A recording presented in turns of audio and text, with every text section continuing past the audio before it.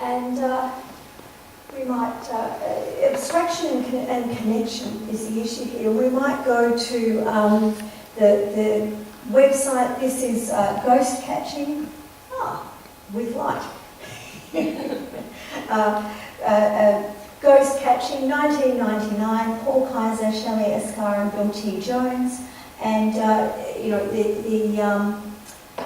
the quote from the website, that what they say about the work. So we may ask, what is human movement in the absence of the body? Can the drawn line carry the rhythm, weight and intent of physical movement? What kind of dance do we conceive in this ghostly place? So, and that references the famous quote from Bill T. Jones, what is this? Is it a ghost? It's certainly not me. And I think this work really embodies that anxiety. If it wasn't so uncanny, there would be no reason to call it a ghost. There would be no reason to be concerned that it had somehow extracted a part of the performer. And I want to read a quote from Mark Franco, who talks about motion capture as a means of documentation, again the lineage of dance documentation.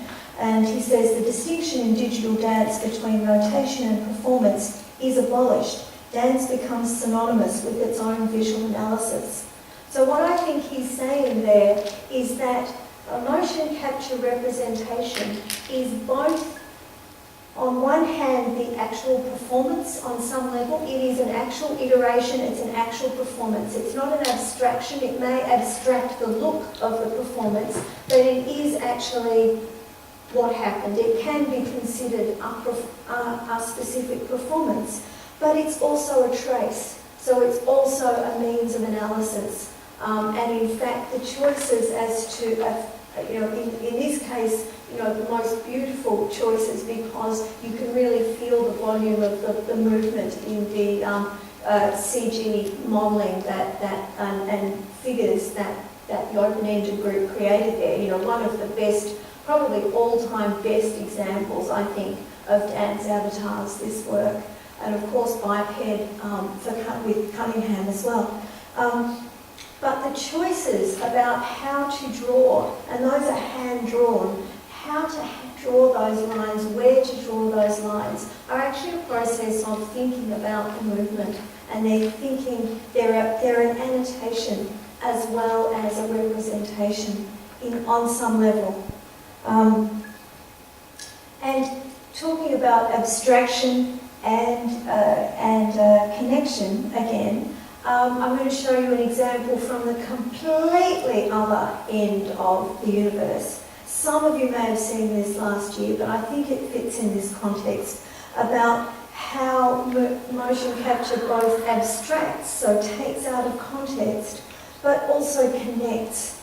And I will just play this. Got some sound?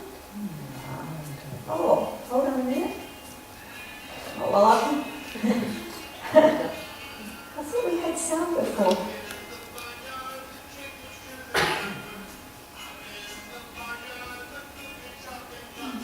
Yeah.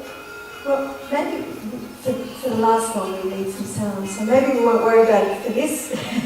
But can we get some sound up for that? So here you see what's happening.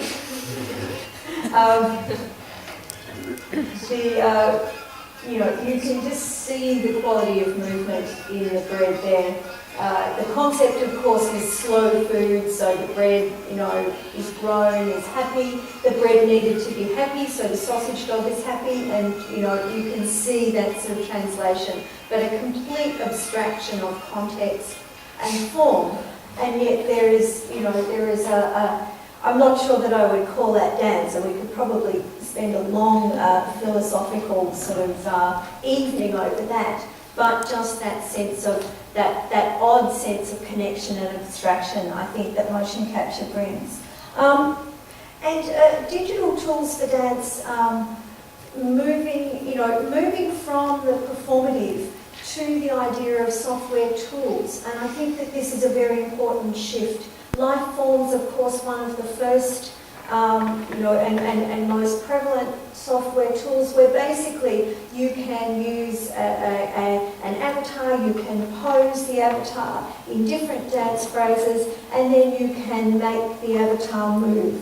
Cunningham worked very closely with the Credo team and worked very closely with this software, because you can essentially draw or think choreographically with it to the extent that you can move the limbs and the position and the shape of an avatar.